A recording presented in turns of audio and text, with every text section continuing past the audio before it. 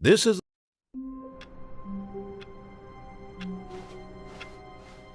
All of his co-workers were gone. What could it mean?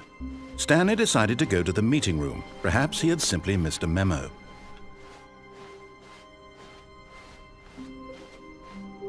When Stanley came to a set of 2 open doors, he entered the door on his left.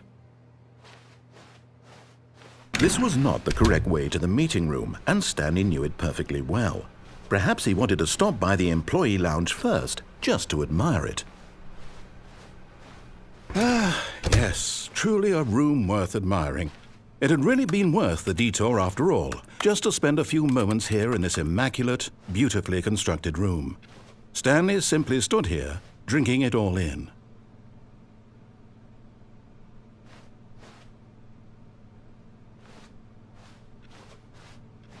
Yes, really worth it being here in the room. A room so... But eager to get back to business, Stanley took the first open door on his left. Stanley was so bad at following directions, it's incredible he wasn't fired years ago.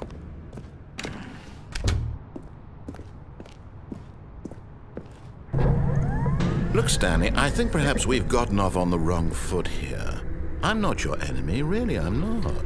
I realize that investing your trust in someone else can be difficult, but the fact is that the story has been about nothing but you all this time. There's someone you've been neglecting, Stanley. Someone you've forgotten about. Please, stop trying to make every decision by yourself. Now, I'm not asking for me, I'm asking for her. This is it, Stanley. Your chance to redeem yourself, to put your work aside, to let her back into your life. She's been waiting. That's her, Stanley. You...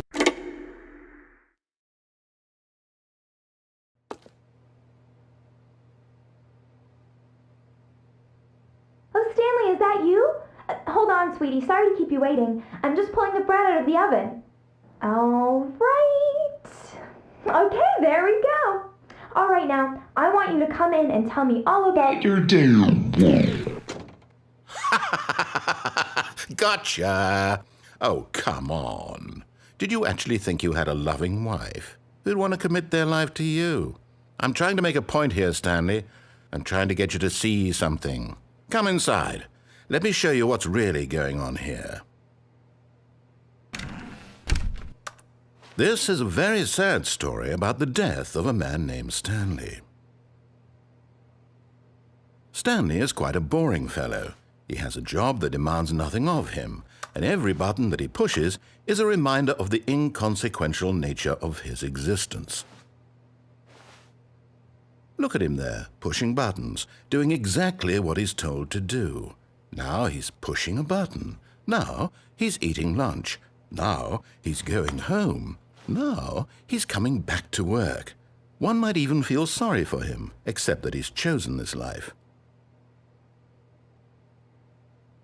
But in his mind, in his mind he can go on fantastic adventures. From behind his desk, Stanley dreamed of wild expeditions into the unknown, fantastic discoveries of new lands. It was wonderful. And each day that he returned to work was a reminder that none of it would ever happen to him. And so he began to fantasize about his own job. First, he imagined that one day while at work, he stepped up from his desk to realize that all of his co-workers, his boss, everyone in the building had suddenly vanished off the face of the earth. The thought excited him terribly. So he went further. He imagined that he came to 2 open doors and that he could go through either. At last, choice. It barely even mattered what lay behind each door. The mere thought that his decisions would mean something was almost too wonderful to behold. As he wandered through this fantasy world, he began to fill it with many possible paths and destinations. Down one path lay an enormous round room with monitors and mind controls. And down another was a yellow line that weaved in many directions, and down another was a game with a baby. And he called it the Stanley Parable. It was such a wonderful fantasy, and so in his head he relived it again, and then again, and again, over and over, wishing beyond hope that it would never end, that he might always feel this free. Surely there's an answer down some new path, mustn't there be? Perhaps if he played just one more time. But there is no answer. How could there possibly be? In reality, all he's doing is pushing the same buttons he always has. Nothing has changed. The longer he spends here, the more invested he gets, the more he forgets which life is the real one. And I'm trying to tell him this, that in this world he can never be anything but an observer, that as long as he remains here, he's slowly killing himself. But he won't listen to me. He won't stop. Here, watch this. Stanley, the next time the screen asks you to push a button, do not do it. You see? Can he just not hear me? How can I tell him in a way that he'll understand that every second he remains here, he's electing to kill himself? How can I get him to see what I see? How can I make him look at himself? I suppose I can't, not in the way I want him to. But I don't make the rules. I simply play to my intended purpose, the same as Stanley. We're not so different, I suppose. I'll try once more to convey all this to him. I'm compelled to.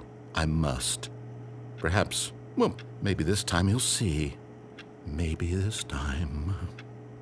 And I tried again, and Stanley pushed a button. And I tried again, and Stanley pushed a button. And I tried.